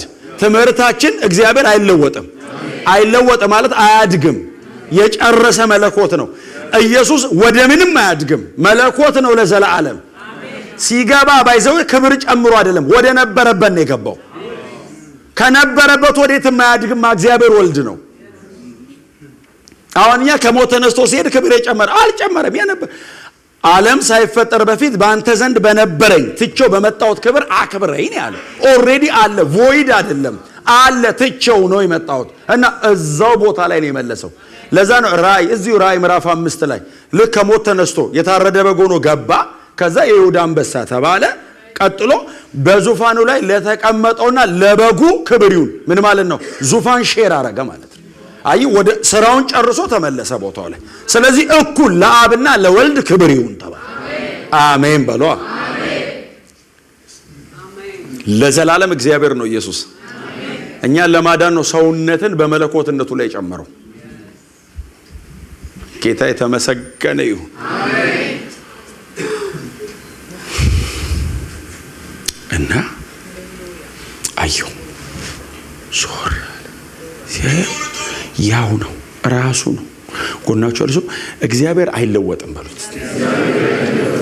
አሁን ብዙ ጊዜ ምን እንላለን? እኔ ጥቅስ ፈልጌ ስላጣውለት ነው ሲባል ግን ብዙ ጊዜ እሰማለሁ። መላእክቶች ዝቅ ብለው ቀና ሲሉ አዲስ፣ ዝቅ ብለው ቀና ሲሉ አዲስ። እንደሱ አይነት ጥቅስ እኔ አላገኘም። ሲጀመር መላእክቶች አይተው ታያቁ። መላእክቶች ራሱ ያዩት የተወለደ ቀን ነው። ለዘላለም አይተው ታያቁም። በሁለት ክንፍ ፊት ሸፍነው፣ በሁለት ክንፍ እግር ሸፍነው፣ በሁለት ክንፍ ነው ይበሩት። ሰማይ ቅዱስ ቅዱስ የሚሉት ፕሬዘንስ ውስጥ ሆኖ ነው እንጂ አይተው ታ አይደለም። ማንም ሊቀርበው አይችልም። እና እና እንዲህ ዝቅ ብለው ቀና ሲሉ አዲስ አይሆንም። እቺ እንደምንድን ነው እኛ የሰራናት ትምህርቷን ቴዎሎጂዋን ለምንድን ነው የሰራናት? እኛ አሁን ልክ ዱባይ የመጀመሪያችሁ ስትመጡ በጣም ነው የሚገርመው። አያገር ትላላችሁ ወይ ጉድ ትሉና ሳምንት ነው የሚገርማችሁ። ከዛ ሌላ የለም ለምደን። ስለዚህ ምን አሰብን? ሰማይ ስንሄድ ዘላለም ነው የምንኖረው። አዎ ያው ከሆነ መልመዳችን ነው ብለን ፈርተን ዝቅ ብለን ቀና ስንል አዲስ አይለወጥም። አትለምደው። አለመለወጡ ከመልመድ ይበልጣል። ስሙ ለዘላለም የተባረከ ይሁን። አለመለወጡ የምትለምደው አይነት አይደለም። እግዚአብሔር አያድግም አይጨምርም። አንተ ይበራልሃል እንጂ እግዚአብሔር አያድግም። አንተ መረዳትን ትጨምራለህ እንጂ እግዚአብሔር ወደ ምንም አያድግም። ለዘላለም ያለቀለት አምላክ ነው እና ኢየሱስ አይለወጥም። ያው ነው ዮሐንስ ያየው። ዮሐንስ ግን ድሮ የሚያውቀው ለሥራ መጥቶ ነው። የዛሬ 60 ዓመት የሚያውቀው የድነትን ሥራ ለመፈጸም። አሁንስ ጨርሶ ከብሮ ነው። ራሱ ነው። ትምህርተ ክርስቶስ የትኛውም በብሉይ ኪዳን ያለ ትምህርት እዛ ዘፍጥረት ምዕራፍ 1 ላይ የጀመረ ትምህርት በሙሉ ተሰብስቦ የሚያልቀው ራእይ ላይ ነው። ክርስቶሎጂ በቃ አለቀ። እዚህ ጋር ጋድማን የሚለው በሙላት ሆነ እኮ። ይሄው ያየው ፒክቸር ምንድነው? ቪዥዋላይዘር ያየው ነገር የሰው ነው። ጭንቅላቱ፣ ጸጉሩ፣ አይኑ፣ አፉ፣ እግሩ፣ እጁ የሰው ነው። ያየውን ነገር ግን ሲተረጉሞ መለኮት ነው። ጋድማን የሚለው አለቀ ትምህርቱ። ፍጹም ሰው ፍጹም አምላክ የሚለው ትምህርት ስሙ ለዘላለም የተመሰገነ ይሁን። አንዳንዴ ካላችሁበት ቦታ ላይ ያወጣችሁ ይችላል። ያላችሁበት ቦታ ላይ ራሱን ነው የሚገልጥላችሁ። ነገሩ እያለ እናንተ ናችሁ የምታድጉት። ዮሐንስን አሁን ከፍጥሞ አይደለም ያወጣው። ፍጥሞ እያለ በራለት። እስር ቤቱን እንዲበልጠው ነው ያደረገው። እግዚአብሔር እንደሱ ያደርጋችሁ። በእውነት ከሆነ ቦታ ቢያወጣኝ ሳልለወጥ እምገባበት ቦታ ላይ እንደዛው ሆኜ ነው መቀጠለው። ነገሩ ባይቀየርም እግዚአብሔር እኔን ከቀየረኝ ነገሩ ለበጎ ለውጠዋል። ፍጥሞ ለዮሐንስ መሰቃያው ሳይሆን ራእይን መመለከቻው ሆነ። ጳውሎስ እስር ቤት ውስጥ አይደል? የ13 ደብዳቤ ሲጽፍ እኮ 5ቱ እስር ቤት ነው። ስለዚህ ለጳውሎስ እኮ እስር ቤት መሰቃያ አይደለም፣ መጽሐፍ መጻፊያ ነው። ኤፌሶንን የሚያክል ዶክትሪናል ቡክ የጻፈው እኮ እስር ቤት ነው። ሰንሰለት እጁ ላይ ሲገባ ጳውሎስ ኮምፕሌን አያደርግም። ለቄሳር መስበክ ይሄ ነው የሚለው። ሰይጣንን ባዶ እጁን የላኩት እኮ በዚህ ነው። እንዴት ያደርጋቸው? ሰንሰለት ሲያስገባ ቤተ መንግስት ይሰብካል። እስር ቤት ሲያስገባው እግሬ ቢያዝ ወንጌል አይታሰርም ብሎ ይወጣል በእጁ። ክብር ለኢየሱስ ይሁን። ነገሩ እያለ እነሱ ነው የሚያሳድጋቸው ጌታ። ይሄም ሰውዬ እንደሱ ነው የሆነው። ከፍጥሞ አልወጣም። እስቲል ፍጥሞ ነው ያለው። ይውጣ አይውጣ መጽሐፍ ቅዱስ ላይ አታነቡም። በኋላ ላይ ስታነቡ ነው ኤፌሶን ቸርች እንደመጣና እድሜውን በዛ እንደጨረሰ የምታነቡት። ይፈታ እሱ እርግጠኛ ስላልነበረ የራእይ መጽሐፍ እንዲጻፍ ያደረገው ባይዘ ምግቡን እየከለከለ ነው ይላሉ። ምግቡን እየከለከለ ነው። አሁንም ሊሚት ውስጥ ነው ያለው፣ ገደብ ውስጥ ነው ያለው። ግን ምን ያደርግ ነበር? ከሚገበላቸው ምግቦች መካከል አንዱን አስቀሩ ይልና በምግቡ ምትክ የምጽፍበትን ፓፒረስና ቀለም ስጡኝ ይላል። እና ፓፒረስና ቀለም በምግብ ተክቶ የሚያልፈው መከራ በቂ እኮ ነው። እላዩ ላይ መከራ ጨምሮ ሊጽፈው ማለት ነው። ምናልባት እኔ ካልወጣሁኝ ነገሩን ይዞ መሞት የለብኝም፣ ነገሩ ይውጣ እኔ ልታሰር ብሎ ማለት ነው። ለወንጌል የሰጡት ቅድሚያ ነው። ባይዘዌ 2000 ዓመት ይኸው ተጽዕኖ እያደረጉ ነው። የሉም ይጫኑናል። ክብር ለኢየሱስ ይሁን። አገልግሎታቸውን ጨርሰው ሄደው ዘንድሮም ግን ኢንፍሉዌንስ የሚያደርጉን እነሱ ናቸው። ምን ያደርግልናል? አሁን ጨርቅ ቀይረን ቆንጆ ነገር ኖረን ጌታ ሳይከብር ከምንሞት እኛን ያዛርጎን ከብሮ በሌለንበት ዘመን ተጽዕኖ እያደረግን ብንቀጥል በወንጌል ምክንያት ስማችሁ ሌጋሲያችሁ ቢቀጥል አሜን ነው። እና ሰውየው ፍጥሞ የምትባል ደሴት ላይ ነበርኩ አላቸውና በጌታ ቀን በመንፈስ ነበርኩ አለ። ከዛ የሚናገረኝን ድምፅ ለማየት ዞርኩ አለ እና ሲዞር ያየውን ጻፈ። ምን አየህ አሉት። የከበረውን ክርስቶስን ነው አይደል ያየው። እኔ ዮሐንስ አደራደሩን በኋላ ቁጭ ብላችሁ ታነቡ እናንተ በዮሐንስ አደራደር ሂዱ። እኔ ዝም ብዬ ከላይ ጀምሬ ልንገራችሁ። ራሱና አይደለም የሚለው የራሱ ጠጉር። አሁን ራሱ ማለት ፊቱ አይደለም፣ ራሱ እዚህ ውስጥ ነው። ሲያይ እንደዚህ እኮ ነው የሚያየው። ራሱን አየው፣ የራሱን ደግሞ ጠጉር ደግሞ አየው። እንደ ነጭ የበግ ጠጉር እንደ በረዶም ነጭ ነዋል። ፊቱ በሙሉ ድምቀት እንደሚበራ ፀሐይ ነዋልና በሙሉ ድምቀት የሚበራ ፀሐይ ባይዘው ማየት አትችልም። እኩለ ቀን ሚድል ኢስት አሁን እዚያውን እኩለ ቀን በጣም የሚከብደው መቼ ነው? ሙቀቱ ሚያዚያ ምናምን ሰኔ አሁን ሰኔ ምናምን አሁን እንደዚህ ብሎ ሰው ያያል እንዴ? እንደዚህ ብሎ ማየት አይደለም መንገድ ላይ ሜድ ይከብድ የለ እንዴ? ፀሐይ እንዴት ነው የምታየው? አሁን የነሱ ሀገርም ልክ እንደዚህ ሀገር ፀሐይ ነው። እኩለ ቀን በሙሉ ቀን እንደሚሆን ፀሐይ ነው ፊቱ አለ። ማየት አይቻልም አለ። ዮሐንስ ግን በሙሉ ድምቀት እንደወጣ ፀሐይ ከሆነ ፊቱ መካከል አይኑ አለ ቱ ዘ ሚድስት ማለት ነው። አይኑ ደግሞ የእሳት ነበልባል ነው አለ። ከአፉ እንደ ብዙ ውኆች የሆነ ድምጽ ይወጣል አለ። በድምጽ ውስጥ ደግሞ እንደ ሰይፍ የተሳለ ቃል ይወጣል አለ። ደረቱን ወርቅ ታጥቋል። እግሩ ድረስ ደግሞ ነጭ ልብስ ለብሷል። በቀኝ እጁ ላይ 7 ከዋክብት ይዟል። እግሮቹ በእቶን የጋለ የነጠረ ናስ ይመስሉ ነበር። እርሱን ባየሁት ጊዜ እንደ ሞተ ሰው ሆኜ ወደቅኳል። እንደ ሞተ ሰው የሚባል ስቴት የለም። ታውቃላችሁ አይደል? እንደ ሞተ ሰው የሚባል የለም። ወይ ይሞታል ወይ ይኖራል። መገለጡ ነው ሀፋፍ ያደረገው። ሞች አለው እንዳይል አለው እንዳይል የለም። አንዳንዴ እኮ ጸሎታችንን እኮ ጥሩ ነው አይደል የሚያደርገው። አሁን ብዙ ሰው ይጸልያል፣ እግዚአብሔር ሆይ ክብርህን አሳየኝ፣ ክብርህን አሳየኝ። አንድ ሰው ምን ሲጸልይ ሰማሁት? በሰማይና በምድር ባለው ክብር ተገለጥ ይላል። ከዛ እኔ የት አልኩት? አሁን በሰማይና በምድር ባለ ክብር የሚገለጥ የት ነው አልኩት። እዚህ እንዴ እግዚአብሔር የማይገለጥልን ለኛ ብሎ ነው አልኩት። እንዳንጠፋ በህይወት እንድንኖር። አያውን ክብርህን አሳየው ቆንጆ ጸሎት አለ። እግዚአብሔር ይመልሰዋል። ግን ምንድነው ችግሩ? ከቻልከው ነው ከዛ በኋላ የሚመጣው። አሁን ሙሴ ለመን አይደል? አሁን ክብርህን አሳየኝ አቤቱ እግዚአብሔር። እንደው ሙሴ ምንድነው ፊትህን አይደል ያለው? ክብርህን ሲለው እግዚአብሔር መጣና ሙሴ አለው። አቤት አለው። ሰው እኔን አይቶ በህይወት አይኖርም አለው። እንደው በቃ እኔ ፈርዖንን በባህር ጥለህልኛል፣ ባህር ከፍለህልኛል፣ ድርጭት አምጥቻለሁ፣ ውሃ ከአለት አውጥቻለሁ፣ እባብ ጊንጥ ያልሰማኝ ነገር የለም፣ የቀረኝ አንተን ማየት ነው አለው። እጅህን ብዙ ጊዜ አይቻለሁ፣ ፊትን የቀረኛለሁ፣ ተጠግቼ እዚህ ድረስ አይቻለሁ አለው። እቺን አለው። እግዚአብሔርስ አታየኝ። ለምን? ሰው እኔን ካየ በህይወት አይኖርም አለው።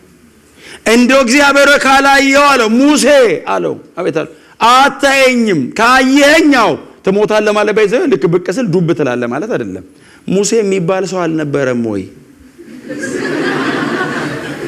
ኤግዚስተንስ ነው የሚጠፋው አለው። እግዚአብሔር የጨረር ጥርቅም አይደለም፣ ክብር ያለው አምላክ ነው። አስር ፀሐይ ተሰብስቦ አይደለም እግዚአብሔር በክብር ባለጠጋ ነው። እግዚአብሔር ለምንድን ነው በሙሉ የማይገለጥልን? ለኛ ብሎ። እግዚአብሔር እኮ መገለጥ ስለማይፈልግ አይደለም፣ ለኔ ብሎ ነው። ቢመጣ ሙሴ አይደለም ተራራው አይኖርም፣ የቆመበት ስፍራ አይኖርም፣ ምድር ትጠፋለች።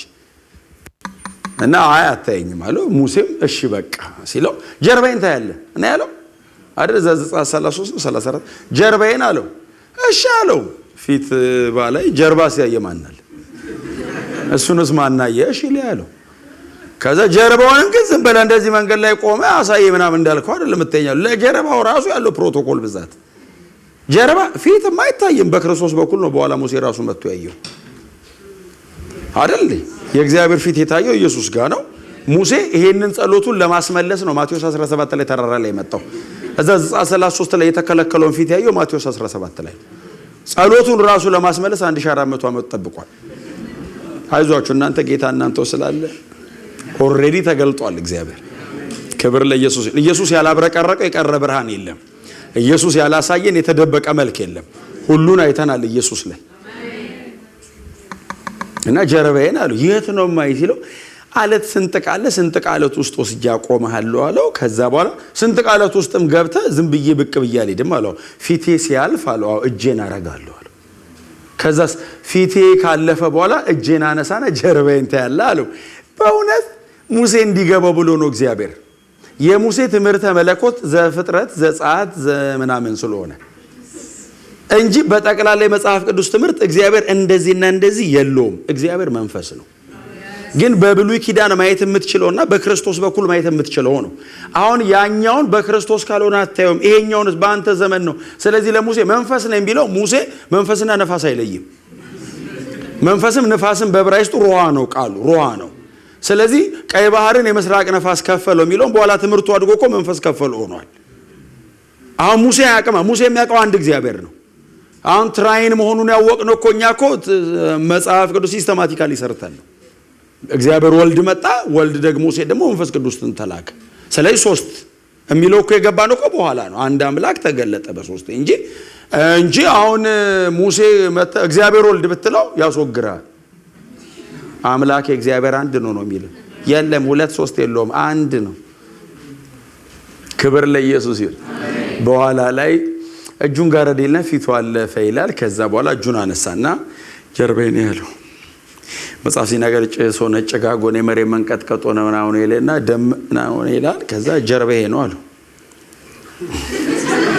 በቃ እግዚአብሔር ካለሽ ብሉይ ኪዳን ምን ያክል የሞት ኪዳን እንደሆነ የምታውቀው በዛ ነው። ባይዘው የሞት ነው አለው ጳውሎስ ሁለተኛ ቆሮንቶስ ላይ ምዕራፍ 3 ላይ የሞት ይሄኛውስ የህይወት ያ ለጊዜው ይሄ ዘላለማዊ ያ በሙሴ ይሄ በክርስቶስ ክብር ለኢየሱስ ይሁን። ግን እግዚአብሔር አብ ለዘላለም አይታይም። ያው ታውቃላችሁ ኢምፐርሰን አብን ላይቭ ቀጥታ እንዲፊት ለፊት የሚቆም የለም ፊቱ ከልጁ ውጪ ማንም ሊቀርበው በማይችል ብርሃን ብቻውን ለዘላለም ለሚኖር የሚል ቃል አንባቸዋል። ለዘላለም ማለት እስከ ዛሬ ማለት አይደለም። ዘላለም ወደፊትም ወደ ኋላም ነው። ማንም ሊቀርበው በማይችል ብርሃን ብቻውን ለዘላለም ለሚኖር ብሎ ጳውሎስ እንዴት አናየውም አይደለም ያለው። በክርስቶስ ኢየሱስ በኩል ከቤተ ክርስቲያን ክብር ይሁንለት። እንደዚህ አይነት አምላክኛ ብቻ ነው ያለን። የአሕዛብ አማልክት በሙሉ ተከታዮቻቸው በእድሜ ይበልጧቸዋል። ሰርተዋቸው ነው ከካርቦ ቁጭ አድርጎ ከዛሬ ጀምሮ አመልካለሁ። የኛ አምላክ ብቻ ነው የዘላለም አምላክ። ስሙ የተመሰገነ ይሁን። ኢየሱስ ክርስቶስ ጌታ ነው። እና ዮሐንስ ይሄንን ያየው እንዴት ይቁም? እንዴት የከበረው ክርስቶስ ሂስ ጋድ እንዴት ፊቱ ይቁም? ባየው ቅጽበት ወደቀ። እንደውም አንድ ዘ ኢንኮምፓራብል ክራይስት የሚል መጽሐፍ ላይ አንድ ሰውዬ ሲጽፉ ሞቶ ነበር አሉ እና እጁን ሲጭንበት ነው የተነሳው አሉ። ለምን እግዚአብሔርን ሰው አይቶ አይኖርማ በህይወት ልክ ሲያው ሞተ አሉ። ከዛ እጁን ሲጭንበት ብድግ አለ አሉ። አሳመነኝ ባይዘው ዮሐንስ ራሱ ምን እንደሆነ አላወቀም። እንደሞተ ሰው አለ አይደል? አሁን እሱ ብሎ አይደለም ያየው ነኤኝ ብሎት ነው ተገልጦለት ነው። ይሄንን መልክ ያየ አንድ ሰው አለ። ይሄን ዳንኤል የሚባል ሰው ትዝ ይላችኋል? ዳንኤል 10 ላይ እሱ ደግሞ ጸልዮ ነው ያየው አይደል? 21 ቀን አካባቢ ከጸለየ በኋላ የሰው ልጅ የሚመስለውን አየውታል። የሚለያየው ዳንኤል ያየውና ዮሐንስ ያየው የሚለያየው ፊቱ ጋር ነው። ዳንኤል ያየው መብረቅ ነው ፊቱ አለ። ይሄኛው ደግሞ ፀሐይ ነው። ያው ያሉበት ሰፈር ነው። ያ ባቢሎን ያለው ይሄ ሚድል ኢስት ነው ያለው። ለዛ እዚህ ያለው ኃይለኛ ነገር ፀሐይ ነው፣ እዛ ያለው ኃይለኛ ነገር መብረቅ ነው። እንዳውዱ ነው። ግን ዳንኤልም አየውት አለ። ከዛስ አሁን እኛ ማየት አይደል የምፈልጉት? አየው አለ። ካየ በኋላ ፕሬዝ ጋር ተገለጠልኝ አይደለም ያለው። አያሌ ቀን ታመም የተኛው ይላል። አይቶ በቃ ታመም ወደቅኩ አለ። ጣለኝ እና አያሌ ቀን ታመምኩ አለ። ምን ነው የሚያም? አትታከመው። ክብር ነው ሆስፒታል። ክብር ለኢየሱስ ይሁን። እና ስጋና ደሙን ሁሉ አፌክት ያደርገው ውስጡ እኮ ነው እኮ ብርሃኑ። ደጁ ግን ሊቋቋመው አይችልም። ዮሐንስም እንደሱ ነው የሆነው። አልቲሜትሊ የከበረውን ክርስቶስን ያየው መጣ አለ። አውቀዋለሁ አለ። ድሮ መሬት ላይ እኮ ተገናኝተናል። ስንገናኝ እግሩ ስር እቀመጣለሁ፣ አቅፈዋለሁ፣ ይዳስሰኛል፣ እተሻሸዋለሁ። ሌሎቹ በሙሉ ከሩቅ ነው የሚሰሙት። እኔ ሳያወራ ይገባኛል። ጠረኑን አውቀዋለሁ። መሬት ላይ ኢየሱስ ጠረኑን ያውቀዋል። ዮሐንስ ደረቱ ስር ነው የሚገባው። ያንን ኢየሱስ ነው ዘሎ እንዴት ይቀፈው? ማቀፍ ስላልፈለገ እንዳይመስል ስላልቻለ ነው። ወደቀ። እንዴት ይጠጋው? ከዛ ዮሐንስ ወድቆ ሞቻለሁ አለውኝ በህይወት አለው እንዳልል የለውም ሞቻለሁ እንዳልል እየገባኝ ነው የሆነ ነገር ብሎ ሀፋፍ በሆነበት ሰዓት ኢየሱስ መጣ ወደ ዮሐንስ። እዛ ጋር ቆሞ እኮ ነው የጣለው። መጣ፣ ጀርባው ላይ እጁን ጫነበት። አትፍራ አለው። ኢየሱስ አትፍራ ሲለው ፍርሃቱ ይለቀዋል እንጂ በሩቅ ወርውሮ የሚጠላውን ጌታ እያየ እንዴት ነው የማይፈራው? ዮሐንስ የፈራው ዶሜቲያንን አይደለም፣ የተገለጠውን ጌታ ነው። አይዞ አትፍራ፣ ፊተኛውና ኋለኛው ወይንም መጨረሻው እኔ ነኝ ያለው። ስሙ ለዘላለም የተባረከ። ዮሐንስ ማይ ቲንክ አሜን የሚልበት አቅም የለውም፣ ልቡ ይላል። አሁን ገና ነው፣ ገና ምን እንደሆነ ራሱ እየገባው አይደለም። እንደ አሜን ጌታ ሆይ ሲል ሞቼ ነበር አለው። ማንም ሞቼ ነበር አይልም። እስከሚሞት ነው የሚያወራው። ኢየሱስ ብቻ ነው ከሞት ጀርባ ቆሞ ታሪክ አደረገው። ሞቼ ነበር አሉት። እዚህ ላይ ሲሉ አራቃሉ ነበር ከሞት ከ አይቻለ ሲሉ ከዘላለም እስከ ዘላለም ሕያው ነኝ አለ። ክብር ለስሙ ይሁን። አሁን ከሞት የተነሳ በሙሉ ተመልሶ ሞቷል። ምክንያቱም ሁሉም ሪሲቴሽን ነው። ተኝተው ነቅተው ነው። ኢየሱስ ከሞት ተነስቶ ነው። ሪዘሬክሽን የኢየሱስ ብቻ፣ ትንሳኤ የክርስቶስ ብቻ ነው። ማንም ትንሳኤ ያገኘ የለም። ከዚህ በኋላ ትንሳኤው ደግሞ አንድ ላይ ሁላችንም ነው የምናገኘው። ሁለተኛ የሚባል የለም። አንድ ላይ ነው የምንነሳው። የመጀመሪያ ግን ክርስቶስ ብቻውን ሞቼ ነበር አለው። አዎ ሲለው ከዘላለም እስከ ዘላለም ሕያው ነኝ አለው። ስነሳ እኔና ሞት ተነጋግረን አይደለም አለው፣ ገንጥዮን ይወጣውታል። ኢየሱስ ከሞት የተነሳ ቀን እኮ ሞት ተጠራ። ኢየሱስ የተነሳ ቀን ሞት ሆይ ተደብቋል። ሞት እዛ ያነቀ ሚዝ ኢየሱስ ሲነሳ ተደበቀ ቱር ብሎ ሞት ሆይ ሲባል አቤት አለ። ሞጌት አለ አለው፣ ሰብሮታል አለው። ሲኦል ሆይ አለ። ሲኦል ራሱ ከመንገድ አደባባይ ነበር የሚሄደው። ኢየሱስ ከሞት ሲነሳ ነው ሰፈር ውስጥ ገባ፣ ተደበቀ። ሲኦል ሆይ አለ። አቤት አለ። ድል መንሳት የታለ አለው። አሸነፈኝ። ስሙ ለዘላለም ብሩክ ይሁን። ሞቼ ነበር አለ ኢየሱስ።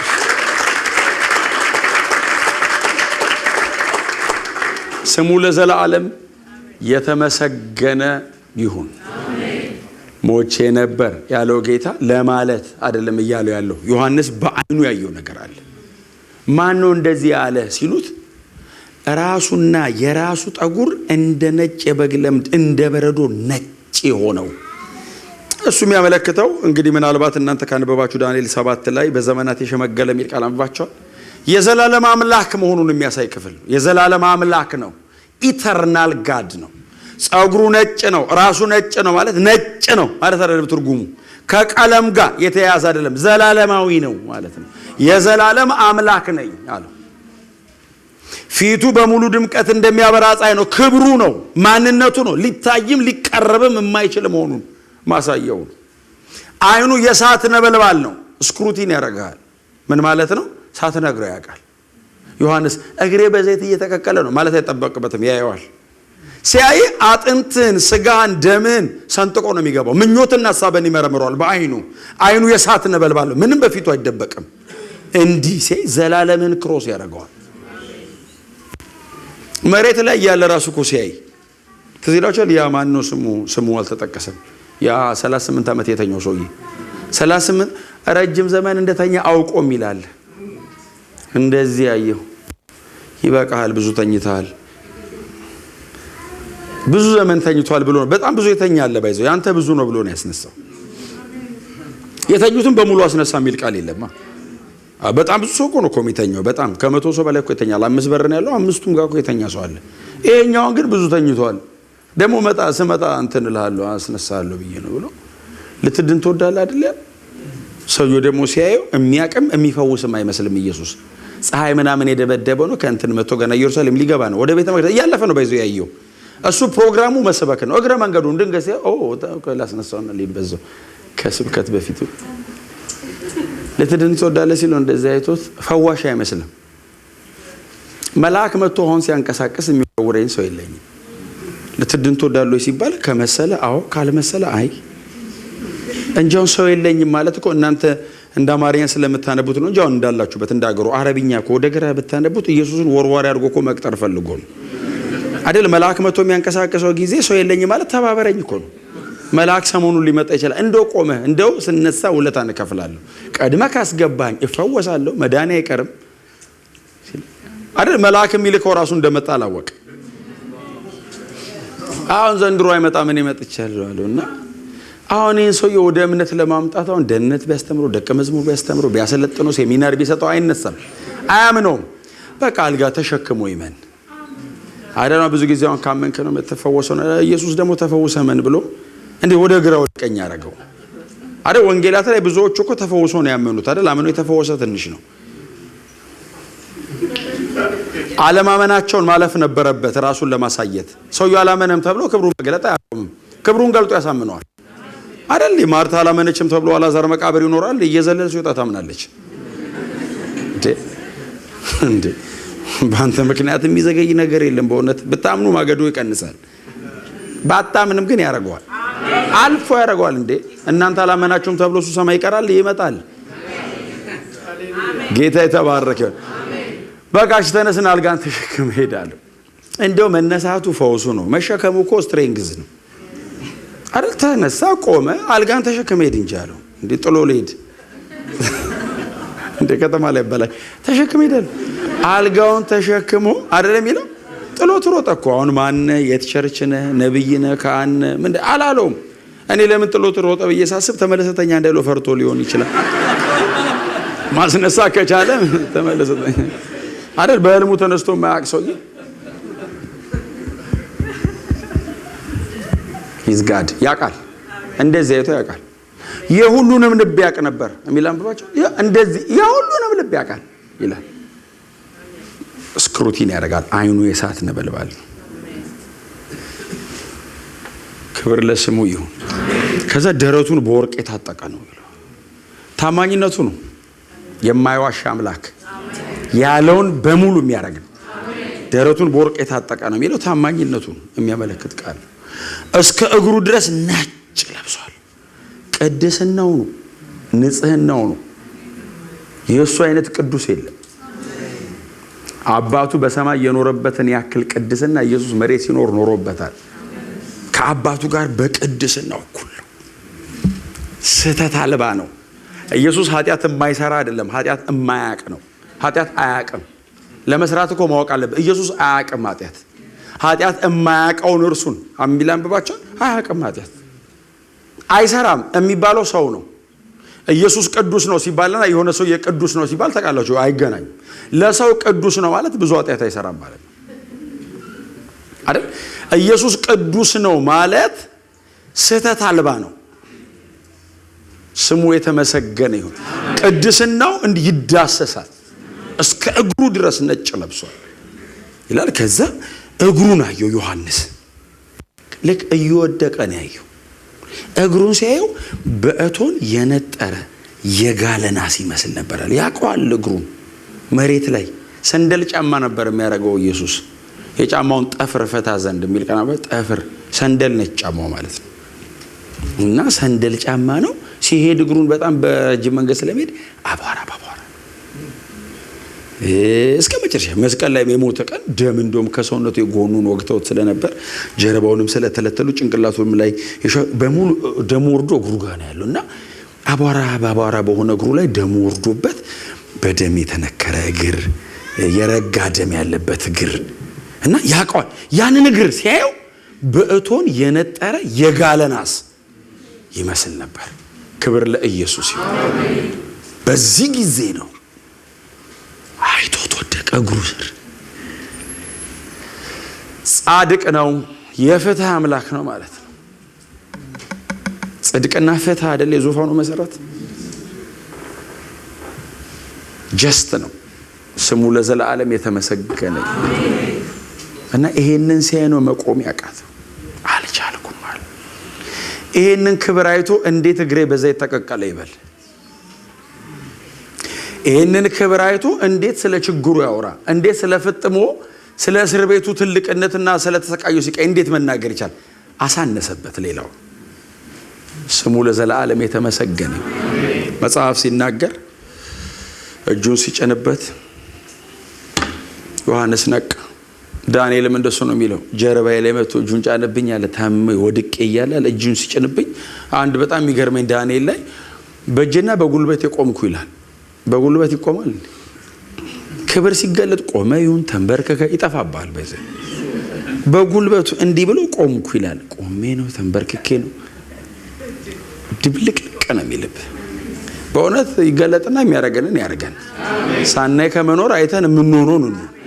ክብር ለኢየሱስ ይሁንለት። ለዛ ነው አይደል ዘመንን የሚያልፍ ነገር ከነዚህ ሰዎች የተገኘው። ከዛ በኋላ በቃ ቀጠለ። እምታየውን እና እምትሰማውን ጻፍ አለው። ከዛ በኋላ ለአብያተ ክርስቲያናት የላከላቸው ያየውን ይህንን መገለጥ ነው። ለአንደኛው ፊቱን አይኑን፣ ለሌላኛው በእጁ ያዘውን እግሩን የለበሰውን ይህንን ያከፋፈላቸው ለሰባቱ አብያተ ክርስቲያናት። ከክርስቶስ ላይ ነው መልእክት የተገኘው። በክርስቶስ የጀመረው ነው ከዛ በኋላ የቀጠለው። ሂዝ ጋድ እኔ እግዚአብሔር ነኝ እኔ መለኮት ነኝ የሚለውን ዮሐንስ ከዛ በኋላ አብራራው ምዕራፍ 4 ላይ ምዕራፍ 5 ላይ በቃ ሰማይ ይሄድ አይደል ምዕራፍ 4 ላይ ምዕራፍ 2 እና ምዕራፍ 3 እጂ ሰባቱ ቤተ ክርስቲያናት ናቸው። ምዕራፍ 4 እኮ ሄደ ዙፋኑ ያለበት ክፍል ውስጥ ገባ። ዙፋኑ ያለበት ክፍል ሲገባ የዙፋኑ መሰረት ነጭና ቀይ ዕንቁ ነው ይላል። ቀይ ዕንቁ የሚለው ሰርዲኖ ነው፣ ሞቱ ነው። ነጭ ዕንቁ የሚለው ትንሣኤው ነው። ሶ ማይቲ እኮ ክብር ለኢየሱስ ይሁን። የዙፋኑ መሰረት ራሱ ክሩሲፊክሽን እና ሪዘሬክሽን ነው አለ። ሞቱና ትንሣኤው ላይ ነው አለ የተመሰረተው። አብ ያለበት ክፍል ነው። አብን እንዴት ይየው ማየት አልቻለም ዮሐንስ። በዙፋኑ ላይ የተቀመጠ ነበር ነው የሚለው። ማንዩን አይናገርም። ለማየት አይቻልማ። ምዕራፍ 4 ላይ እንደዚህ ያለ ዙፋኑ አካባቢ ነው የሚያየው። ቀና ብሎ አብን ካየ ምዕራፍ 5 አይኖርማ። በቃ እዛው አካባቢ ነው። ከዛ መጣ ምዕራፍ 5 በጉ መጣ እኮ። ይሄ የከበረው ክርስቶስ እኮ የመስቀል ስራውን ይዞ ገባ ሰማይ። የመስቀል ስራውን ይዞ ገባ። የታረደ በግ እንደታረደ ዮሐንስ ቁጭ ብሎ ሲያለቅስ አይዞ ከይሁዳ አንበሳ የሆነው እርሱ ድል ነስቷል። ከይሁዳ ነገድ የሆነ አንበሳ አለው። አንበሳ ድል ነስቷል ብሎት አንበሳ ሊፈልግ ዞር ሲል በግን ያገኘው እና በጉ ደግሞ እንደታረደ ነው ይላል። አሁን የታረደ በግ ያው ሰማይ ታውቃላችሁ እኛ የምናውቀው አይነት በግ አይደለም። አፍተር ኦል ሰማይ በግ የለም። የታረደ በግ የሚለው ሳክሪፊሻል ላቭ ነው፣ በመስዋዕትነት የተከፈለ ፍቅር ማሳያ እንጂ በግ የለም ሰማይ።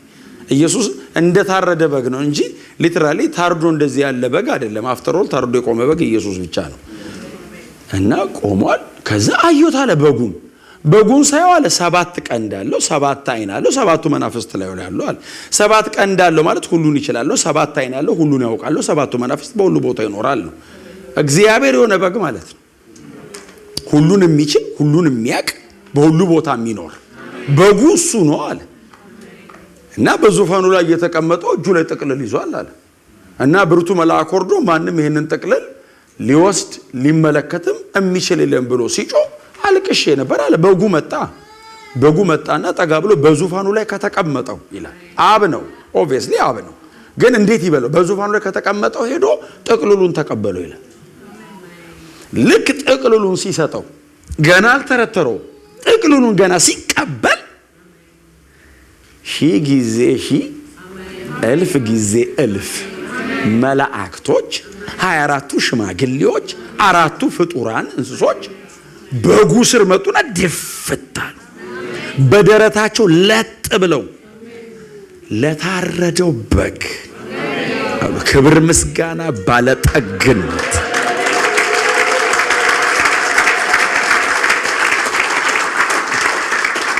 ስሙ የተመሰገነ ይሁን።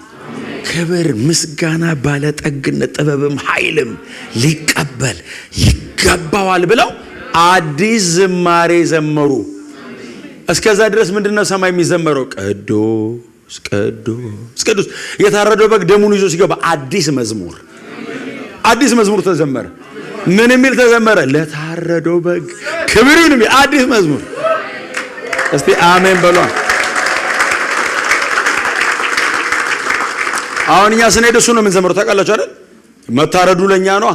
ይዞን እኮ ነው የሚገባው። ክብር ይሁን አሜን። ክብር ይሁን እኮ ሰማይ ይቀጥላል። እንደዚህ አይነት መዝሙር ይቀጥላል። እዚህም ዘምሩ። በቃ እየዘመሩ እያሸበሸቡ ከዛ መዝሙሩ ምን ይለዋል? ከነገድ ከቋንቋ ከህዝብ ከወገን ይሄንን ሁሉ ህዝብ ዋጅታ የሚላለው መዝሙሩ። መላእክቶቹ የሚዘምሩት እኛን እያዩ ነው መሬት ላይ። አሁን እኛ ሁሉ እንሄዳለን። ከኢትዮጵያ ይላሉ ያዩናል። ከዛ ከአረብ ሀገር ከእስራኤል ነበር አድሮ ከነገድ ከቋንቋ ከህዝብ ከወገን አለ ዋጅታ የሚል ቃል አለ። በአንተ ስራ ነው። ዝም ብሎ ዘው አይባልም ሰማይ። ሊቀ ካህኑ ዮም ኪፖር ላይ በአመት አንዴ ነው የሚገባው። እኛስ ግር ብለን የገባነው ግር ብለን። ስሙ ለዘላለም የተባረከ ይሁን። የክርስቶስ ስራ ይሄን ያደረገው ማንም ሮጦ የገባ የለም። በክርስቶስ በኩል ሊቀ ካህኑ ብራዘር አለባበሱ ቢዛነፍ ይሞታል። ሽቶ ቢቀይር የተቀመመ አለ የአሮን ቅመማ ቢሳሳት ሌላ ቢሸት አይቆማትም። እኛ በክርስቶስ ደም በኩል እንዲህ ለብሰን የገባነው እንዲህ አንተ ለባብሰና ደሙ አለ ደሙ የኢየሱስ ደም ጽድቅ ቅድስና ቤዛነትና ጥበብ ክርስቶስ ነው በሰማይ በቃ ታየ አብ ተቀብያለሁ ረክቻለሁ ና ቁጭ በል ባንተ በኩል ከመጣ ማንንም ይሁን እቀበለዋል እግዚአብሔር ከቤተ መንግስት ብቻ አይደለም መንገድ ዳር የሚተኛ ምንም ውስጥ ያለ ብቻ በክርስቶስ ይሂድ ስሙ ብሩክ ይሁን ዋው ዋው እኔ ያቀና ይናፍቃችሁም ሰማይ ስንገባ መላእክቶች ጋር ተቀላቅለን ራእይ 5 ላይ ስንገባ አስባችሁታል እኛን እያዩ ከነገድ ከቋንቋ ከሕዝብ ለይተህ ለአባት መንግስት ካህናት የሆኑ ዘንድ አደረካቸው ሲሉ እኛን እኮ ነው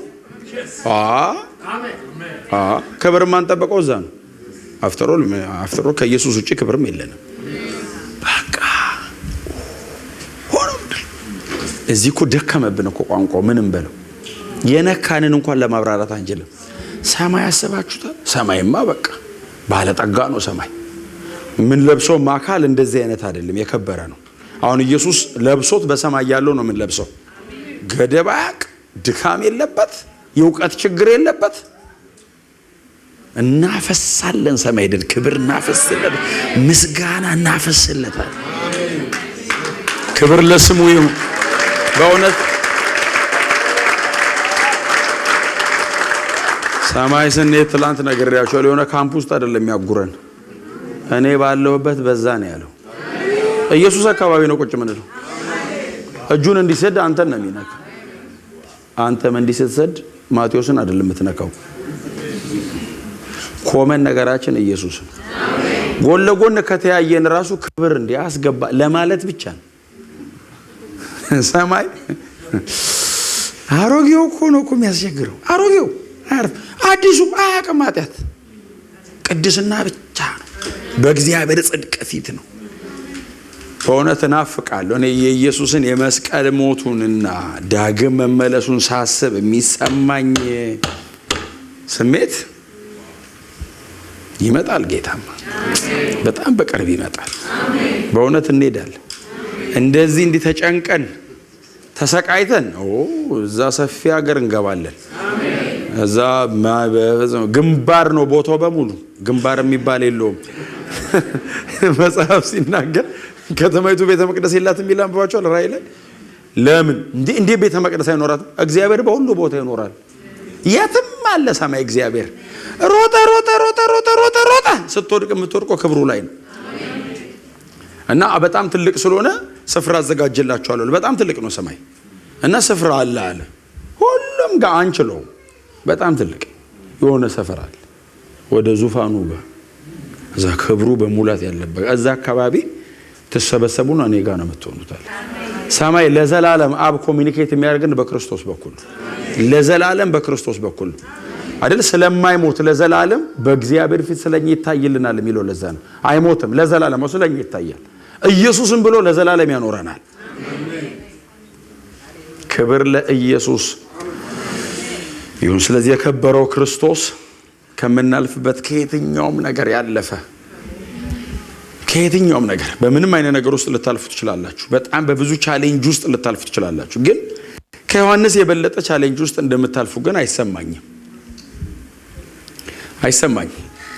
ዮሐንስ ሳይኮሎጂካሊ ስፒሪቹዋሊ ፊዚካሊ የሚደርስበትን ሲቃዩት እንደሚሞት እየተነገረው ነው እስር ቤት ውስጥ ያለው አንድ ቀን ሊገደል እንደሚችል እየተነገረው ነው በፍጹም እንደማይተርፍ ነው የሚነግሩት ወታደሮቹ እተርፋለሁ ምናምን የሚል ተስፋም የለውም እሱ አፍተሮል ወደ ጌታ መሄድ ነው የሚናፍቀው ግን ጴጥሮስንም ጳውሎስንም ሌሎችንም ትልልቆቹን በሙሉ እነዚህ ነገስታቶች ናቸው የገደሏቸው ስለዚህ አንተም እሱን ወጣ ፈንታ እያሉ ነው የሚያስሩት እሱን ብቻ እየነገሩ አይደለም የሚያስሩት በዘይት እየቀቀሉ እያሰቃዩ ነው የሚያስሩት ከዮሐንስ በላይ በጣም በብዙ ሲቃይ ውስጥ የምታልፉ ሰዎች እንዳላችሁ አላስብም ግን ብዙ ቻሌንጅ የሚያረጋችሁ ነገር ይኖራል በህይወታችሁ ላይ መፍትሄው ከቻሌንጁ ለመውጣት መጸለይ ብቻ አይደለም ነገሩ ላይ እያላችሁ እግዚአብሔር ልጁን እንዲገልጥላችሁ መጸለይ ሁኔታው እያለ ኢየሱስ ከተገለጠበት የምታልፉበት መከራ ማመስገኛ ነው የሚሆነው መልእክት መቀበያችሁ መዝሙሩ መቀበያችሁ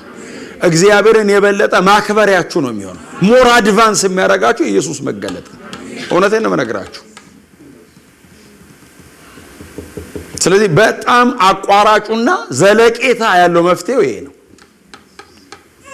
ከሆነ ነገር ብንወጣ የሆነ ነገር ውስጥ መግባታችን አይቀርም። መሬት ላይ ነው ያለነው። ከሆነ ነገር ዛሬ ብናመልጥ የሆነ ነገር ጋር ደግሞ ይጠብቀናል። ሰይጣንም እኛም ካለን መሬት ላይ ጦርነት አለ። ከሁለት አንዳችን መኖር ማቆም አለብን። መሬት ሁለታችንም ካለን እኔ እግዚአብሔር መንግስት ውስጥ ነው ያለው፣ እሱ የጨለማ መንግስት ነው። ጦርነቱ መቼም አይበርድም። ስለዚህ መፍትሄው ጦርነት የሌለው ቀጠና መፈለግ አይደለም፣ ማደግ ነው። ማደግ እያሸነፍን መኖር ነው። ድል የምናደርገው በምንድነው? ውደቅ በማለት ብቻ አይደለም። ኢየሱስ ክርስቶስ ሲበራል፣ ሲገለጥል፣ ዕውቀት ሲጨምር፣ ብርሃን ሲጨምር፣ አረማመድ ይቀየራል፣ አካሄድ ይቀየራል፣ ትሪት የምታደርግበት መንገድ ይቀየራል። ክብር ለኢየሱስ ይሁን። ሰዎቹ በዚህ ብርሃን ያሸነፉት፣ ዓለምን ድል ያደረጉት በዚህ መገለጥ ነው። ዓለም አልወድሽም ብሎ አይደለም፣ ኢየሱስን መውደዳቸው ነው። ያስታውቃል። ግብዣ ላይ አይሄዱም። ሰይጣን ለሚያቀርብላቸው ነገር ለምንድን ነው የማይሄዱት? ጊዜ የላቸውም። ኢየሱስ ጋር ናቸው። የተገለጠላቸውን እንኳን አውርቶ ሳይጨርሱ እኮ ነው እድሜያቸው ያለቀው። ተናግረው ስላላለቀ እኮ ነው የጻፉት። በቃ ስንቱን ላውራው አሉ እኮ ዕብራውያን።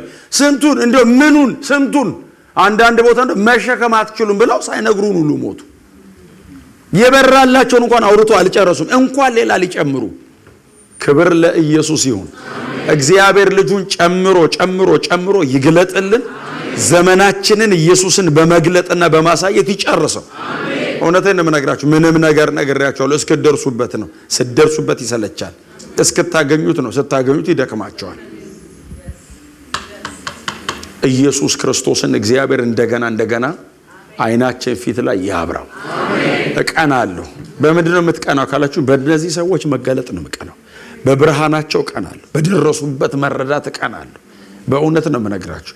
አገልግሎታቸውን አፌክት ያደረገው መገለጣቸው፣ አኖኖራቸውን የቀየረው የገባቸው ነገር ነው። አይተውታል፣ ገብቷቸዋል። በፍጹም አትላፉ ከብዙ ነገር ጋር። ብርሃን ለምኑት ጌታን።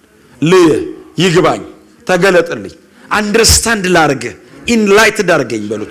ብርሃን ላይ ይብራ። ሲበራል አንዳንዱ ነገር እኮ ታውቃላችሁ፣ ርዕስ የሆነብን እኮ የሆነ ነገር ስላልገባን ነው። ብርሃኑ ሲያገኝ አንዳንድ ጉዳይ ወሬ ራሱ አይደለም፣ ትተህ ትሄዳለህ። በጣም ብዙ የሚሰራ ነገር አለን። ብርሃኑ በላያችን ላይ ይብራ። መገለጡ ላያችን ላይ ይምጣ። እውነትን እምላችሁ ሲሪየስ የሆነ ኢንካውንተር ከሌለን ረጅም መዝሙር እኮ ይሰለቻል። ዝም ብሎ የቀደመውን ሲዘምረት ረጅም ካልተነካውን ይደክማል። ከተነካስ ምን ነው አጠረ ትላለህ። አሁን ረጅም ትምህርት ምንድን ነው? 10 ደቂቃ ይበቃል። ስትነካስ አሳጠራችሁት ብናድር።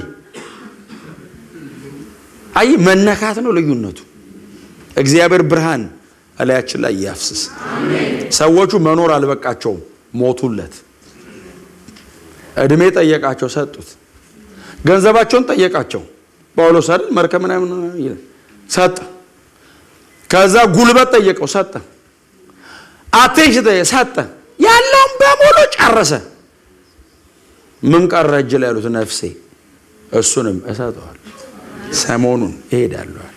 ለምን ይሄን ጠየቀኝ አለ። ምን ቀረ? ይሄን የቀረኝ ሁሉን ነገር የሰጠሁት አለ እና ነፍሴን አሁን እሰጠዋለሁ አለ። ዋት እና ባዶ ልቀር አይደለም። እሱ ፊት ሄጄ ቆማለሁ፣ በአክሊል ቀይሮ ይሰጠኛል። እንደዚህ አይነት ክርስቲያን ነው መሆን ያለባችሁ። እውነቴን ነው የምነግራችሁ። እንደዚህ አይነት ክርስቲያን ነው እንጂ አሁን ዓለምን ከተከተላችኋት ይደክማል፣ አትደርስባትም። ዓለም ቶሎ ቶሎ ነው የምትለወጠው።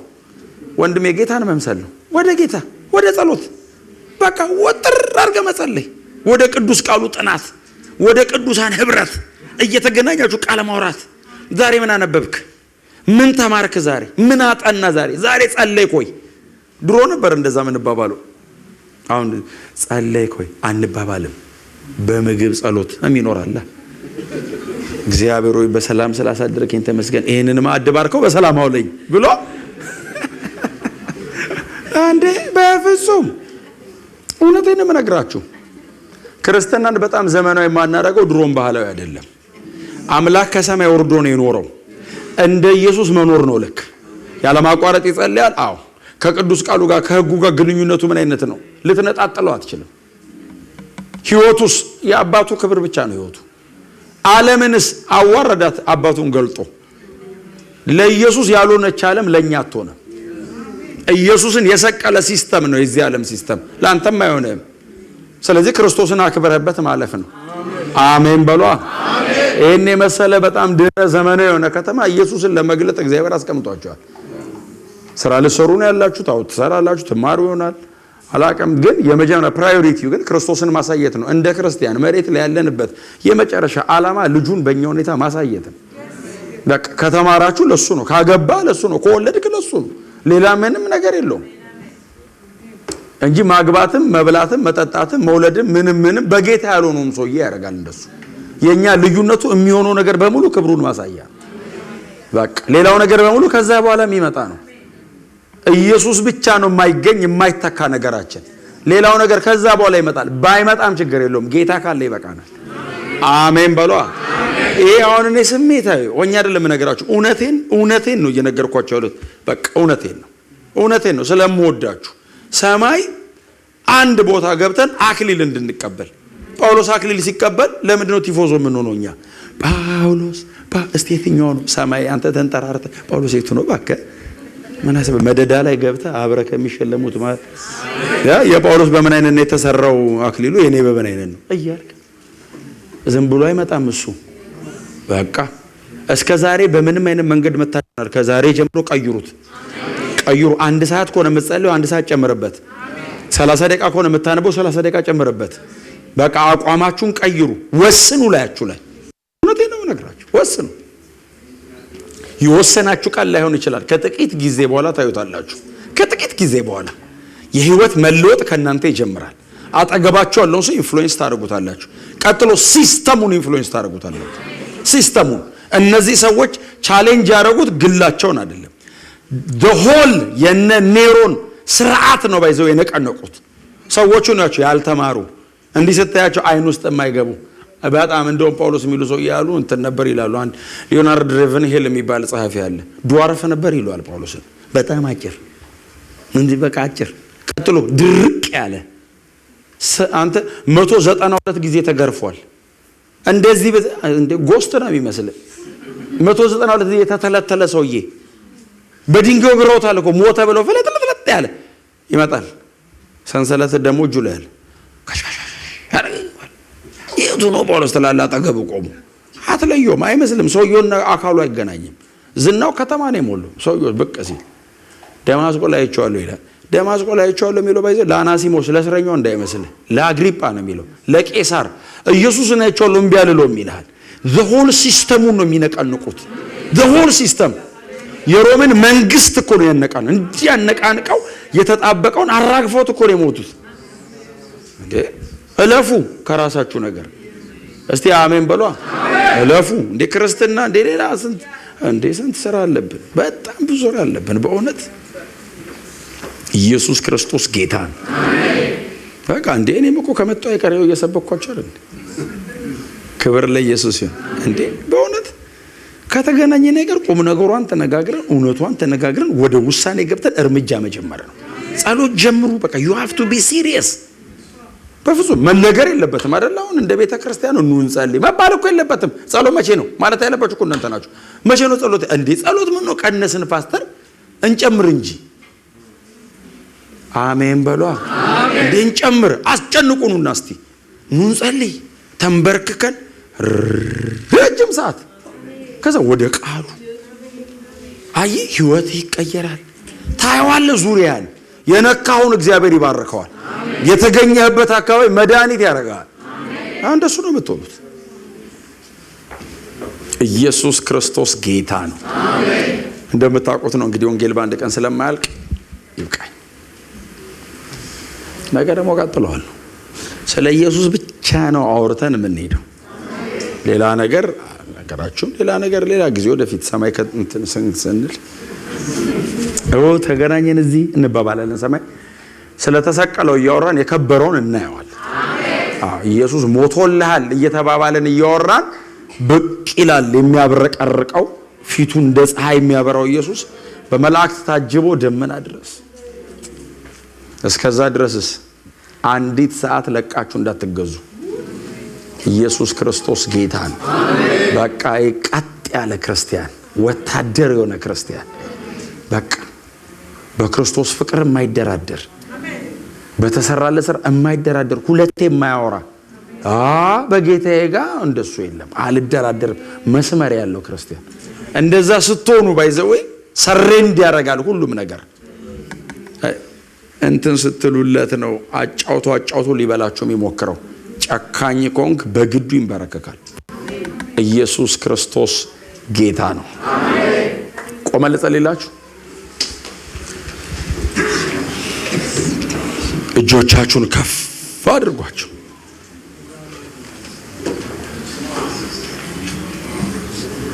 ዋው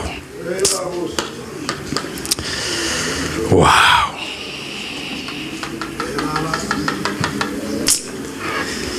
ሃሌሉያ